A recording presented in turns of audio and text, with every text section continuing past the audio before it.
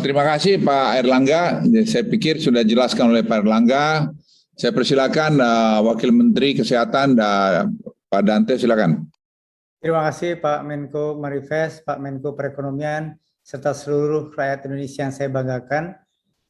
Untuk melengkapi presentasi apa yang ingin saya sampaikan, saya izin untuk melakukan share screen sebentar, bahwa kita sudah melewati masa puncak kasus konfirmasi, kasus perawatan di rumah sakit, dan kematian di rumah sakit untuk beberapa eskalasi beberapa waktu yang lalu.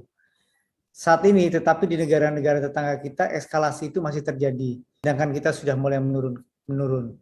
Apa yang perlu kita tindak lanjuti dari peristiwa ini adalah bahwa menurunnya kasus yang ada di tempat kita bukan membuat kita menjadi terlena, seperti pesan Bapak Presiden, akan tetapi inilah saatnya kita melakukan penguatan terhadap ketahanan medis.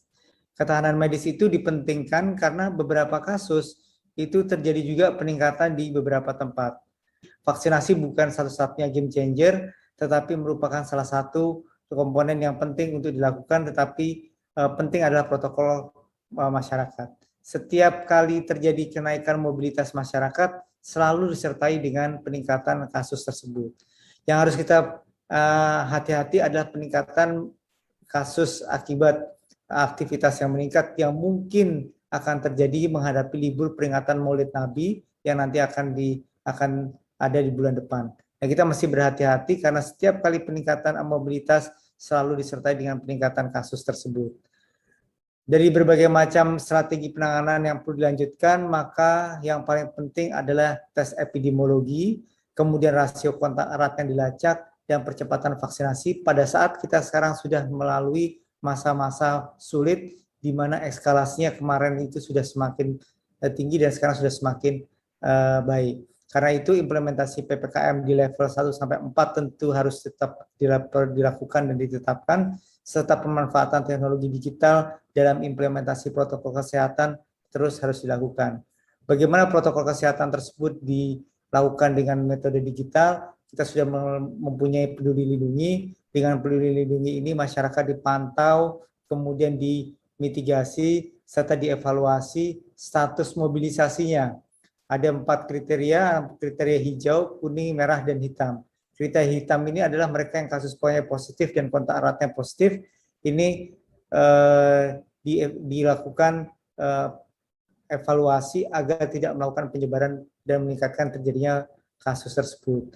Kita sudah melakukan penggunaan Peduli Lindungi ini di 6 sektor utama dan segera akan digunakan di beberapa sektor yang lainnya. Karena itu positivity rate-nya mengalami tren penurunan secara nasional, sekarang sudah sampai 6,97. Di beberapa daerah sudah mengalami penurunan hingga baik sekali angkanya, tetapi di beberapa daerah masih tinggi. Untuk daerah-daerah yang tinggi ini diharapkan untuk melakukan kegiatan tracing yang lebih optimal ketika kasusnya sudah mulai ringan seperti sekarang ini, sehingga kita menghindari dari lonjakan kasus berikutnya mungkin kali lebih berat.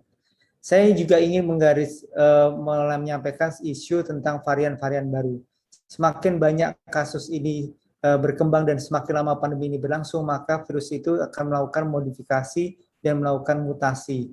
Jumlah vaksin sudah mencukupi, diperlukan evaluasi, dan tadi arahan Bapak Presiden untuk melakukan percepatan vaksinasi pada saat kita sedang tidak naik eskalasi kasusnya, dan Dinas Provinsi belum tadi vaksinasi ini dengan melakukan distribusi dari provinsi ke kabupaten kota.